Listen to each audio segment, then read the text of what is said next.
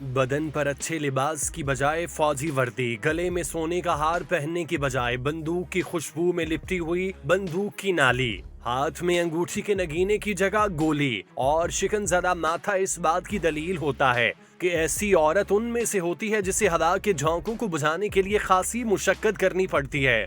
ہم بات کر رہے ہیں آسمان کی بلندیوں کو چیر کر فلک کے ماتھے کا جھومر بننے والی دنیا کی ایسی عظیم خاتون کی، جس نے دنیا کی تاریخ میں پہلی بار جہاز ہائی جیک کیا، جس نے جہاز ہائی جیک کرنے کے لیے 6 بار پلاسٹک سرجری کروائی۔ ایک ایسی خاتون جس کی وجہ سے دشمن کے قلعوں کو اگلے مورچوں پر پسپائی کا سامنا کرنا پڑا۔ دنیا کے مشکل ترین کاموں میں سے ایک کام ہائی جیکنگ ہے، جس میں کسی بھی ملک کا طیارہ اغوا کرنا اور اس کے ذریعے اپنے مطالبات منوانا کوئی آسان کام نہیں ہوتا، لیکن یہ کام لیلا خالد ہی کر سکتی ہیں۔ لیلا خالد 9 اپریل 1944 کو پیدا ہوئیں۔ وہ ایک فلسطینی پناہ گزین، سابق عسکریت پسند اور popular front for the liberation of فلسطین کی رکن ہیں۔ لیلا خالد کی پیدائش فلسطین کے حیفا میں عرب والدین کے ہاں ہوئی۔ ان کا خاندان 13 اپریل 1948 کو اپنے والد کو پیچھے چھوڑ کر 1948 کے فلسطینیوں کی بے دخلی اور پرواز کے ایک حصے کے طور پر لبنان بھاگ گیا۔ 15 سال کی عمر میں اپنے بھائی کے نقش قدم پر چلتے ہوئے انہوں نے پین عرب نیشنلسٹ موومنٹ میں شمولیت اختیار کی، جو اصل میں جارج ہبش نے 1940 کی دہائی کے آخر میں قائم کی تھی، جو اس وقت امریکن یونیورسٹی آف بیروت میں میڈیکل کے طالب علم تھے۔ اس تحریک کی فلسطینی شاخ 1967 کی 6 روزہ جنگ کے بعد popular front for the liberation of فلسطین بن گئی۔ لیلا خالد نے کچھ وقت کویت میں پڑھاتے ہوئے گزارا اور اپنی سلاہن عمری میں اس دن کا رونا رویا جس دن اس نے سنا کہ جان ایف کینیڈی کو قتل کر دیا گیا۔ لیلا خالد نے بچپن میں ہی فلسطین کی آزادی تحریک میں شمولیت اختیار کی اور دیکھتے ہی دیکھتے ایک متحرک کارکن بن کر سامنے آئیں۔ لیلا خالد اور ان کے ساتھیوں نے 1968 اور 71 کے درمیانی عرصے میں 4 سے زائد جہاز اغوا کیے۔ فلسطین لبریشن فرنٹ میں شمولیت اختیار کرنے کے بعد لیلا خالد نے پہلا جہاز 29 اگست 1969 کو اغوا کیا اور یہ جہاز بوئنگ 707 تھا۔ یہ جہاز اٹلی سے اسرائیل کے دارالحکومت تل ابیب جا رہا تھا۔ اطلاع یہ تھی کہ اسرائیل کے وزیر اعظم اسحاق رابین بھی اس فلائٹ کے مسافروں میں شامل ہیں۔ جہاز ایشیا کی فضائی حدود میں داخل ہوتے ہی ایک نقاب پوش خاتون نے جہاز کا کنٹرول اپنے ہاتھ میں لے لیا۔ اس نے پائلٹ کو حکم دیا کہ فلسطینی شہر حیفا کے اوپر سے پرواز کرتے ہوئے جہاز کا رخ دمشق کی طرف موڑ دو۔ دمشق جانے سے پہلے میں اپنی جائے پیدائش وطن مالوف حیفا کو دیکھنا چاہتی ہوں۔ خاتون اور اس کے ساتھی بموں سے مسلح تھے۔ پائلٹ نے حکم کی تعمیل کی، جہاز دمشق میں اتار لیا گیا۔ مسافروں کو یرغمال بنا کر فلسطین کی آزادی کا مطالبہ کیا گیا۔ پوری دنیا کی توجہ فلسطینیوں پر صہیونی مظالم کی طرف مبذول ہوئی۔ مذاکرات کے بعد اسرائیلی جیلوں میں فلسطینی قیدیوں کی رہائی اور ہائی جیکر کی بحفاظت واپسی کی شرائط پر تمام یرغمالیوں کو رہا کر دیا گیا۔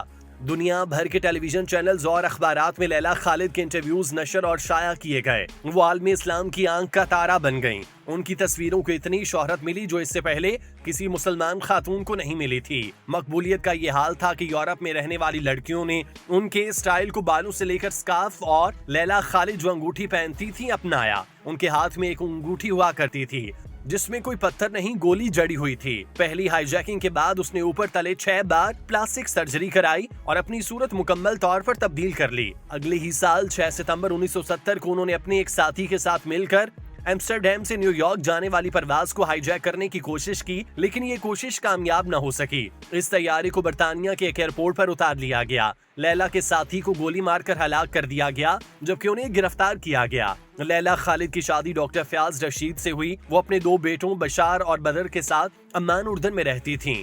ہائی جیکنگ جیسے جرم میں اول تو کسی خاتون کا ملوث ہونا ہی حیرت کی بات ہے، لیکن کسی نوجوان لڑکی کا جہاز ہائی جیک کرنا، پھر پلاسٹک سرجری سے اپنی شکل تبدیل کرانا اور ایک بار پھر ہائی جیکنگ کرنا، یہ عمل کئی بار دہرانا اتنا آسان کام نہیں۔ لیلا خالد نے اپنے ایک انٹرویو میں بتایا کہ انہوں نے برطانیہ کے لیے اس وقت شوق پیدا کیا جب جیل میں ان کا پہلا وزٹر ایک امیگریشن افسر یہ جاننا چاہتا تھا کہ وہ بغیر کسی ویزا کے ملک میں کیوں آئی تھیں۔ انہوں نے ایلنگ میں ان کی حفاظت کے لیے مقرر کردہ 2 پولیس اہلکاروں کے ساتھ بھی تعلقات استوار کیے اور بعد میں ان سے خط و کتابت کی۔ لیلا خالد 2002 کے آخر تک تقریری مصروفیات کے لیے UK واپس آتی رہیں، حالانکہ انہیں 2005 میں بیلفاسٹ میں ایک میٹنگ سے خطاب کرنے کے لیے برطانوی سفارت خانے نے ویزا دینے سے انکار کر دیا تھا، جہاں انہیں بطور اسپیکر مدعو کیا گیا۔ آخر کار وہ بیلفاسٹ فیلی میں ایک ویڈیو لنک کے ذریعے لوگوں سے بات کرنے میں کامیاب ہوئیں۔ لیلا خالد کے مطابق عرب اسرائیل امن عمل نہیں ہے. انہوں نے کہا کہ یہ ایک سیاسی عمل ہے جہاں طاقتوں کا توازن اسرائیلیوں کے لیے ہے نہ کہ ہمارے لیے. ان کے پاس کھیلنے کے لیے تمام کارڈز ہیں اور فلسطینیوں کے پاس انحصار کرنے کے لیے کچھ نہیں، خاص طور پہ جب PLO متحد نہیں. لیلا خالد پیپلز ڈیموکریٹک پارٹی کے ارد گرد کرد سیاسی تحریکی بھی حمایت کرتی ہیں اور فلسطینیوں اور کرد عوام کی یکساں قسمت کی طرف توجہ مبذول کرواتی ہیں. یہ یقیناً ایسی حیران کن کہانی ہے جو فلمی تو لگتی ہے لیکن ہمیں ایک پراسرار سی کیفیت میں بھی مبتلا کرتی ہے. یعنی سننے والے کو یہ لگنے لگتا ہے کہ شاید یہ کہانی اس کی آنکھوں کے گرد گھوم رہی ہے. دنیا میں یہ واحد مثال فلسطینی خاتون لیلا خالد کے حوالے سے دی جاتی ہے جنہوں نے ایک نہیں 2 بار جہاز ہائی جیک کیا. لیلا خالد خود تو ایک مضبوط خاتون تھی ہی، لیکن وہ یہ بھی چاہتی تھی کہ فلسطین کی باقی خواتین بھی اس ظلم و بربریت کے سامنے ڈٹ کر کھڑی ہوں. وہ اس بات پر پختہ یقین رکھتی تھی کہ اگر خواتین بھی مردوں کے شانہ بشانہ کھڑی ہوں تو فلسطینی طاقت کو مزید مستحکم کرنے میں خاصی دیر نہیں لگے گی. انہوں نے بیشتر جگہ اپنے بیانات اور خطبات میں کہا، مجھے یقین ہے کہ فلسطینی عورت فلسطینی عوام کی کہانی بیان کرتی ہے. وہ قبضے اور سماجی روایات کے تحت سب سے زیادہ نقصان اٹھاتی ہے جو اس کی صلاحیتوں کو محدود کرتی ہے، لیکن وہ سب سے زیادہ دینے والی بھی ہے. ایک اور جگہ انہوں نے کہا، میں بس اسٹیشن پر بم نصب کرنے کو دہشت گردی کی کارروائی نہیں سمجھتی. اسرائیل میں کوئی بے گناہ نہیں، یہ قابض ملک ہے. فلسطینی عورت کو فیصلہ سازی اور سیاسی زندگی میں کردار ادا کرنا چاہیے اور اس کے حقوق کا تحفظ ہونا چاہیے. آزاد فلسطین کے تصور کے بارے میں لیلا خالد نے کہا کہ آزادی کی کلید میں مہاجرین کی واپسی ہے. ہم ایک ایسی جمہوریت قائم کرنا چاہتے ہیں جہاں سب کے حقوق اور فرائض یکساں ہوں.